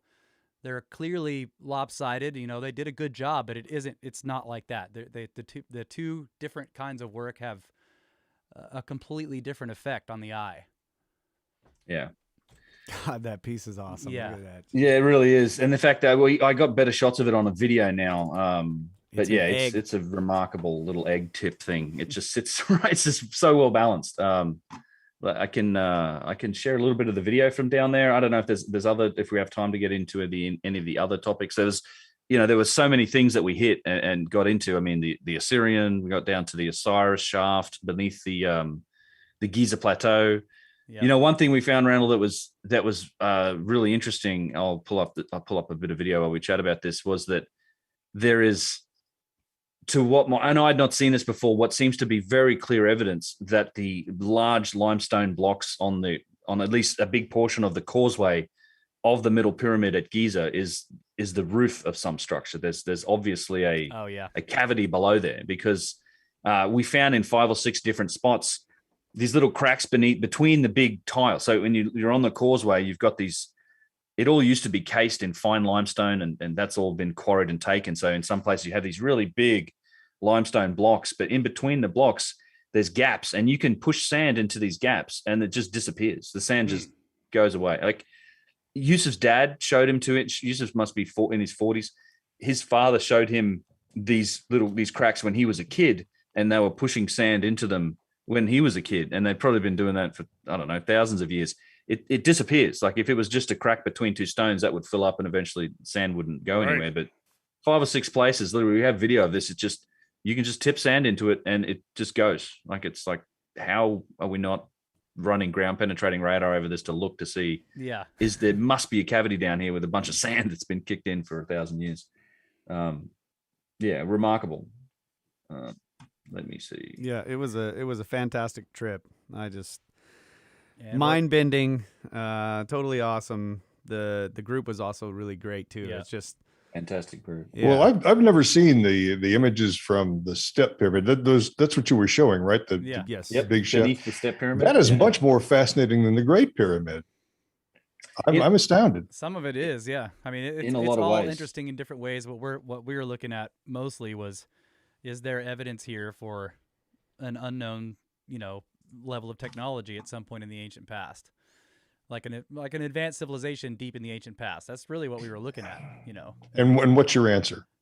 It seems like there was. I don't have an answer. I mean, from the quarry, the Aswan quarry and the markings in the quarry walls that don't look like any type of hand tool or any machine we have in modern times. I mean, the way they were cutting these things out. I agree. It seems to raise more questions than it answers. Absolutely. Yeah. That is just fascinating. I never knew this about the Steppe Pyramid. This is and look at those marks. Those tool marks are fascinating. Yeah. So I'll pause this in a couple of spots because I know you bros aren't seeing much of the motion in this video. It's looking good. It's not too bad. It's not too bad. Yeah. So yeah, it's good on mine. Scrolling up here, this is the shaft that I was talking about. Yeah. So you can see the core masonry up there. That's the core. All the way at the top is the core masonry of the actual pyramid. The rest of this is below the ground level. And apparently go ahead. Go ahead. No, I was going to say this is the viewing platform that the Persian tunnel leads you to, and this is where you can normally go to see this. But it's much more difficult to get down to where we are. I was going to ask if that's what you showed from your previous trip last year with George. You showed it from the top. That's right. Okay, now you're down in there. Oh man, that's amazing. Yeah. And those blocks were lowered down that shaft? Or is that the assumption? Through that other hole, apparently, was the idea that the hole in the side. Yeah, possibly. There's I think, I think the Steppe Pyramid was built by the Egyptians. I think that was a 3rd dynasty structure. It's rough. It's got wood in it. The wood's been carbon dated to more or less the same time frame. But it seems to me that there's nothing in the Steppe Pyramid construction that matches the kind of stuff that we find down here, like this thing, like this giant multi-piece granite box. And you also got to consider the 60 to 70 tons of alabaster that was machined that they pulled out of here. And then interestingly, there's layers below this, and we got down to what is the bottom, the current, like I think it's the bottom layer. They didn't want us taking photos or videos down at this bottom layer. And it wasn't just a case of going down some steps. We were at like a couple layers below this, and then took like a 40-foot ladder down another shaft to another layer. And in this area, we found big boxes, like the Serapeum boxes, just smaller, but made from alabaster, and had like tube drill holes all the way through them. They had perfect interior corners. There was overcuts in them, what seemed to be indication to me of machining marks. So, and I don't think any of that stuff's ever really been documented. I think they're still exploring and digging up a lot of the stuff down here. So let me skip forward a bit, and I'll show you some of the halite crystals that is growing off the walls. That might be of interest. Oh yeah. And then, so this is, I probably get some more of it here. That was some there. Hang on. Let's see. So this is like the shorter form of it, and then some of them were up to 18 inches long, and they cleaned it all up. There we go. So this is like, there you go, the salt crystals just sprouting out of the walls. That would indicate some moisture seepage. Yes. Right. Yeah. And time, lots of time. Yeah. And then so tons of rubble still here, and then I want to get to where's the piece? So I was just fascinated. Like, you just start digging through like pieces of these shards of vases, piled up everywhere. We all became fascinated by it once we figured out that they're just laying in the sand under the feet. All people started digging. And they're all stone. Yes. Or there's some pottery. No, they're all stone. There might have been pottery, but every piece I picked up was made out of a different kind of stone. Yeah. Yeah. These giant pieces of. Let's see. I know I got some other bits here. There was a couple bits later on that were. Do you have it where we're shining lights through them? Yeah, I do. Let me skip forward a bit. I think that's the next video. Oh yeah, that's where you're looking at them with Yusuf right there at the corner. Yeah, this was early. Yeah. So you can just see kind of the labyrinthian nature of stuff of these passages in here. Let's see, they were handing me pieces here. So the big question: were you the only one tour in the country again? No, I don't think so. No, there was definitely from 2020. There was definitely an uptick in the amount of tourists we saw. But it's still, I would only classify it as being about a third of what it normally is. There's a piece with a tube drill in it. Oh yeah. So here's a bunch more pieces. Look at this. Just pieces everywhere. And the one place that was quite busy was the museum, but it seemed like we had one of those occurrences where we were just like, our crowd was in with all the other crowds, and like the other parts, we like had a bunch of groups just moving together. Yes, that's right. On one route, and the rest of the museum was empty. But that was the one place where it was like literally really full of people. But other than that, we had a lot of the sites, there wasn't many people in the other pyramids. You always have a little bit of traffic at Giza with the locals. The Egyptians are up there a lot on the weekend. Yeah, look at this. This was a giant piece of, I think what is some form of granite, big stone bowl that's, it's been shaped and sort of beaten up pretty badly. But this was we got a sense for just how heavy some of these things are. This was a big, heavy thing, trying to roll it over and look at the bottom of it. And I think it's got to be really old. Yeah. Yeah. You get that sense from it. I think some of this stuff could be remarkably ancient. Let me see if where are you guys? I think you guys are in here. There's Kyle. Yeah. Digging. Shining. Digging. Nice ear. Digging in the sand. Stealing precious artifacts, smuggling out of. Sadly, no. No, they were yelling at no souvenirs. Yeah, no. You hear Yusuf saying it's forbidden. Put it down. Surrender the piece. People looking at him. He's like, all right, surrender the piece. Put it back.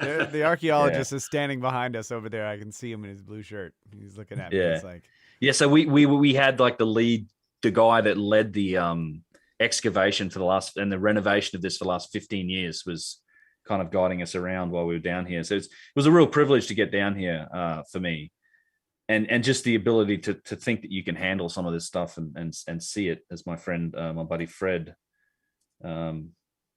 Yeah, so it was. Okay. Oh, here we go. There's There we Keno. go, Yeah, yeah, so yeah. here we go, like shining some lights. You can see here. That's you guys. That's Russ there. Oh yeah, I'm trying to shine a light and take a photo, so it's not gonna. Yeah, there you go. So it's You can see how they're translucent. Yeah, those are alabaster. you know, Yeah. that's alabaster. But anyway, so there's a look underneath the Steppe Pyramid. It's that was really, really cool. So when Definitely one of the highlights of Excellent. the trip, dude. Getting to go down there was amazing. Yeah. And so when we're planning the trip for next year. Yep. That's on the list. Right. So now that Kyle and I've been, we know a lot better on how to help plan it out, and we're working on that with Ben and Yusuf, and it's gonna be awesome. And Graham and Darren will be joining us That's too. right, It's Graham and we're Darren. aiming for November next year. Yeah. Yep, it's gonna be great. Yep. It will be. Spectacular. Yeah. Well, we got Indeed. 2 hours at the end of the tour. 2 hours inside the Great Pyramid in the evening to ourselves with all chambers open. It was fantastic. And that thing is, man. Yeah. It is amazing on the inside. I don't know. It's just it's quite mind blowing. And then I don't know.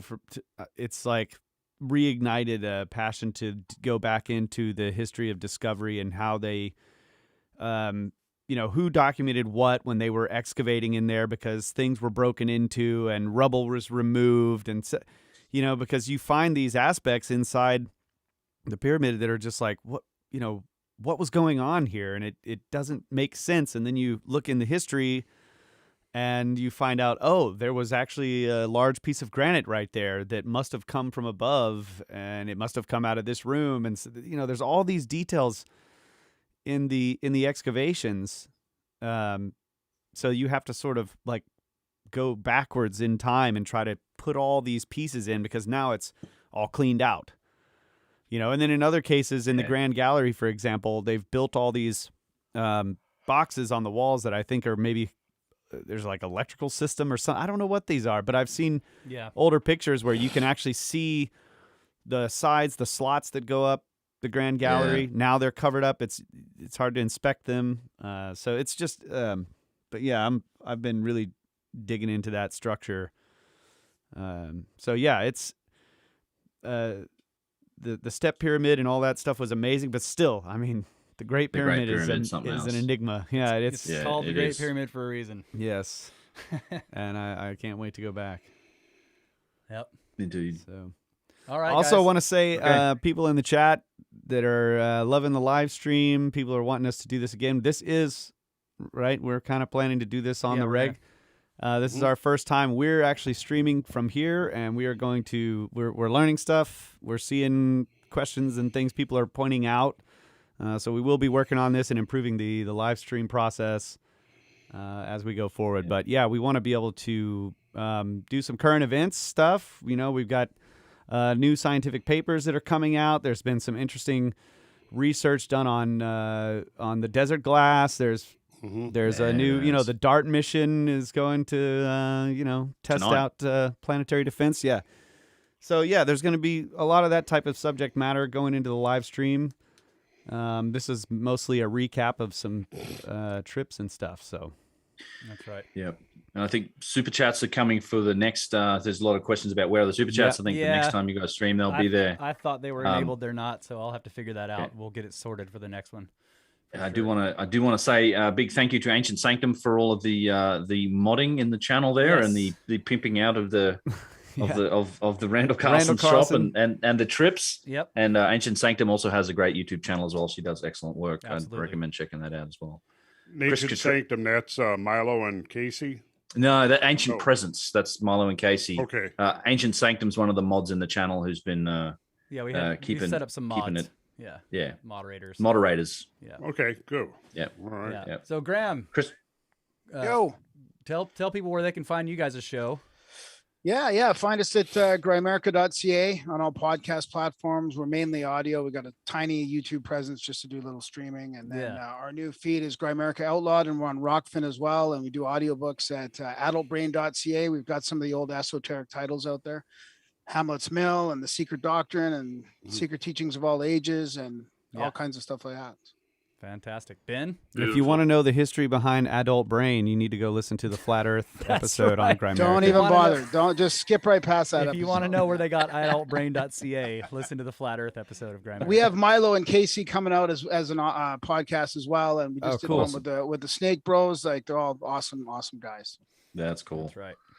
Yeah, for my stuff, it's UnchartedX.com. Everything's there. I have an audio podcast as well on podcast platforms and the UnchartedX YouTube channel, which is where most of my material is. That's right. All right, guys. Excellent. Yeah. And of course, we got a lot of stuff coming up with Kosmographia and HowTube. That's right. So please keep checking in there because we've got new content. Brad and I are doing Randall reports. Russ and I are doing Randall responds, and we got to do another one of those. I think some interesting questions and comments Kyle have should come do in Randall for us. rants with you. Randall rants. I was just gonna say We haven't Kyle done is. Randall rants yet, but Yeah, Kyle can do that one with you. Yeah, those usually. I'll The make list bad is growing jokes while you fast. get paid. Okay. Yeah. Those are usually spontaneous. It just, I get fired up about something, and I never plan Well, the just- Randall rants. Yeah, so just we call have- me and I'll just hit stream live. Just go live. Just call me up. Okay. Go live. All right, here we go. Ah, 300 times, yeah. That's right, folks. So check randallcarlson.com. That's the website where you can find everything. And also contact@thecabin.com if you want to get on any of these trips. And of course, don't forget to check these guys' channels and podcasts and videos if you haven't already. And thank you very much for watching. Thanks chat. everybody. You guys were very entertaining. I was Right. reading Yeah, it. Thanks, thank you, guys. chat. Yeah. Thanks for inviting Thanks us. for the done. invite. Yeah, Live. it was fun. Lay, let's do it again. All right. All right. All right. Yeah. RandallCarlson.com. That's right. Now I got to figure out how to stop this. I don't know where the stop button is. Wait. The end stream button. You either stop on OBS, you can end the stream first, and then The big red plug. hit the I thing. got it. Peace out. All right.